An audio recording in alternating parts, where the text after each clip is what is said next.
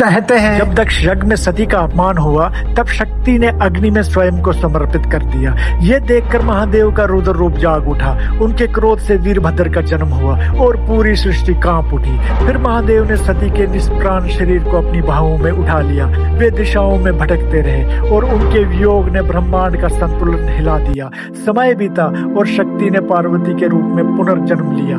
पार्वती ने कठोर तप किया और अंततः महादेव पुनः प्रकट हुए। फिर हुआ दिव्य मिलन, विवाह, कैलाश और साथ बिताए अनमोल क्षण। लेकिन महादेव के हृदय में एक प्रश्न अब भी जीवित था। सती का त्याग, पार्वती की तपस्या और विरह की वे अनंत पीड़ा।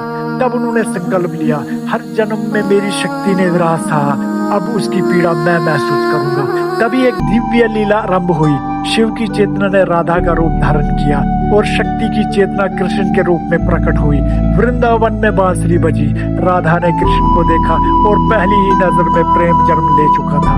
रास हुआ, हंसी थी, आनंद था और प्रेम अपनी पूर्णता में था। लेकिन प्रेम की सबसे कठिन परीक्षा अभी बाकी थी। कृष्ण दूर चले गए। राधा प्रतीक्षा करती रही। यमुना के तट पर हर श्वास में, हर धड़कन में केवल कृष्ण थे। पूर्णिमा की रात, राधा की आंखों में आंसू थे और तब उन्होंने कहा, अब समझ आया, प्रेम में सबसे बड़ा सुख मिलन नहीं, प्रतीक्षा है।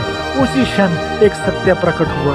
यही पीड़ा सती ने सही थी, यही प्रतीक्षा पार्वती ने की थी। कृष्ण की आंखें भी नम हो उठी और उन्होंने कहा, आज तुमने मेरा दर्द समझा और मैंने तुम्हारा प्रेम। तभी ये रहस्य प्रकट हुआ। राधा में शिव की अनुभूति झलकने लगी। कृष्ण में शक्ति का अनंत प्रकाश दिखाई देने लगा। पूरा ब्रह्मांड दिव्य प्रकाश से भर गया। तभी तो कहते हैं, शिव ने शक्ति का दर्द महसूस किया और शक्ति ने शिव का प्रेम, क्योंकि अंत में शिव ही शक्ति है और शक्ति ही शिव। जय शिव शक्ति।